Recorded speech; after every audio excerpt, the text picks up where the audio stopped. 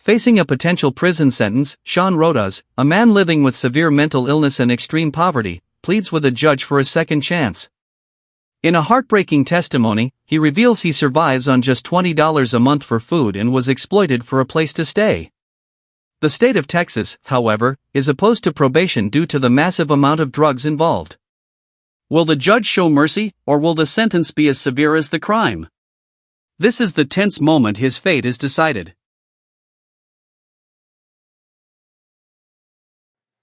All right, the court is calling 2021 CR 0393, State of Texas versus Sean Rodas. Can I have parties announced for the record? I'm Bear from the State of Texas. And where is Mr. Rodas? It's Walter Riley, Judge. Come forward, please.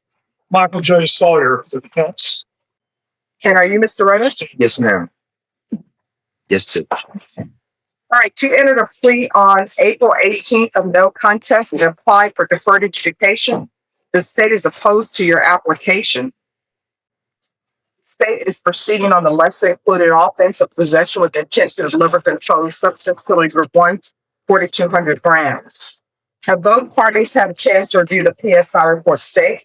Yes, Judge. Defense? Yes, Your Honor. Any objections to the PSI report state? None, Judge. Defense? None is facts and correct, Your Honor. All right. Any witnesses state? None. Defense?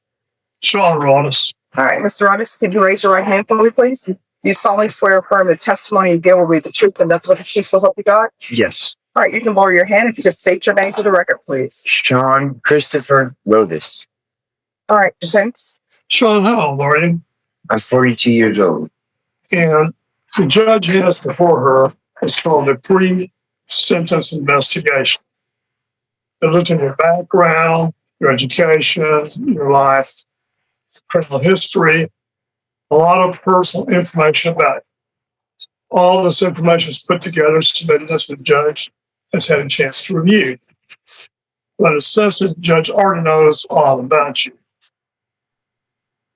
There are a few things perhaps that are important as far as time and when your life started changing. You tell the judge, when did your problems first started showing up in your life with your normal problems? Where were you at in your life? High school? Late middle school, right before high school. And when you were first diagnosed, to tell Judge Boyd what kind of problems were isolated. Major depression. And when you're only in junior high school or high school, what was there to be discussed about? Do you know? I moved here from Alabama, and I didn't have a single friend in the school. I graduated with maybe one friend. I can say I had one friend in school. Have you been longer most of your life? Yes. You tell Judge Boyd, what are the various things you were diagnosed with right now as we speak? I'm diagnosed with bipolar disorder, schizophrenia, ADHD, insomnia, and generalized anxiety disorder. And because of these generalized problems you have mentally, are there periods of time when you simply just sit in your apartment and don't go out for days? Yes. When you're in a state of depression, what is it you're worried about? What's going through your mind? It's how worthless my existence is. And my entire family can't stand me. It's like the old saying, we love you, but we really don't like you. When did this mental issues cause a disability where you could no longer work on disability? How old were you? I was 23 years old. Last job was at Burger King. Did you like working? No. What did you not like about working prior to being disabled? Well, I was already depressed, and just working at a minimum wage job at Burger King without a college degree, that seemed to be my future, working, flipping burgers for the rest of my life. In spite of all of your problems, you still have plans, or you're hoping some way you can overcome these problems and get some kind of job that can lift you out of your current condition? I think so. Someday. Soon. One of the major problems you have that you told me about, may not be in the PSI, is you depend very heavily on the disability for the basic medical care you get. That's all I have is the health insurance that comes with disabilities. SSDI provides excellent health insurance, and it pays for my medications, which are just very important. It pays for transportation, 2 doctor's visits.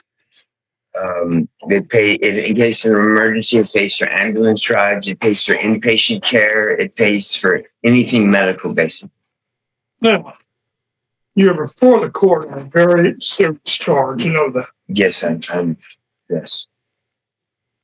And this is not a day for excuses. This is a day to tell the court how you got into this jam. Yes. What was the actual cause of you to get into this situation with the drugs? I've had the lowest of quality of life for the entire time I've been on SSDI since 2003. I get $20 a month food stamps, and I've been flat broke for like 17 years. And I was given an opportunity to make some money on the side, kind of thing. And someone I thought was a dear friend of mine took advantage of me and my kindness. Now, I believe you explained to probation the police the time of your arrest. You don't use drugs, do you? You don't use methamphetamine. You had a large amount of methamphetamine there. Were you making money off the drugs, or was someone using your apartment as a place to sell the drugs? They were using my apartment. And you got a little cut out of that, right? A little bit. And as you hope we get you through and tide you over financially? Yes. If the judge sees fit to grant probation, would you be asked to see if probation can help you get a job and produce extra money for you, at the same time not cause you to lose your benefits? That would be amazing. Can you tell the judges day to day what do you actually live on, meal wise? I get $20 a month stamps, and that was lowered last year from $21 a month. Food stamps. When I get my food stamps, I buy 2 cases of ramen. I get a loaf of bread, butter, and a 2-pound bag of sugar. That's about it. And is there anyone that controls your money, or do you use that money to pay your rent, your bill to get by? I have a representative payee, which is my mother, and she makes sure rent is paid, things like that, and I'm just flat broke after rent is paid. No, you made this mistake could affect you for the rest of your life, and will affect you no matter what. Yes, sir. But you look Judge Boyd in the eye, I just want to tell her, if she would grant you probation, will you ever allow yourself to follow this traffic? No.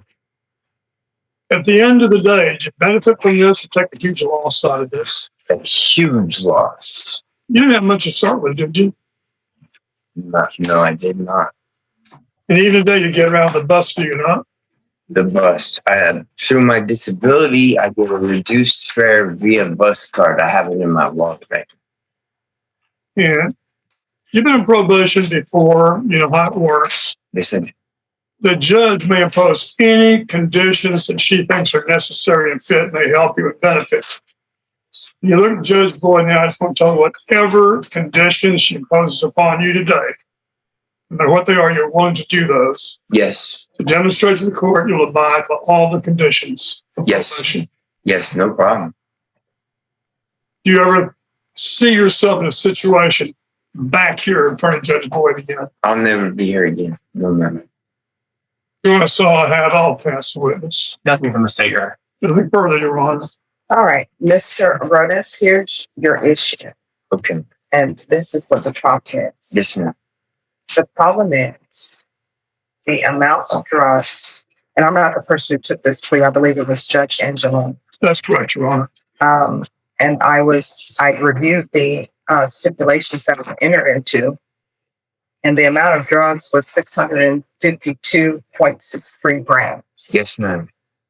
It's a lot. That is a lot. And while you are saying to the court that you have these financial issues, you're basically preying on other people who have issues by selling them drugs. Okay, you understand? All right, so the court is going to deny your application. The court will find you guilty, sentence you to 5 years in prison, give you credit for any time served. There's a $500 fine, time and money to run concurrent. I'm going to show you what's entitled Trial Court Certification of Defendant's Rights to Appeal. Did you have a chance to review that document with your attorney? Did you understand it? Yes. All right, because this is a plea bargain breach, and actually I've given you less than what you bargained for.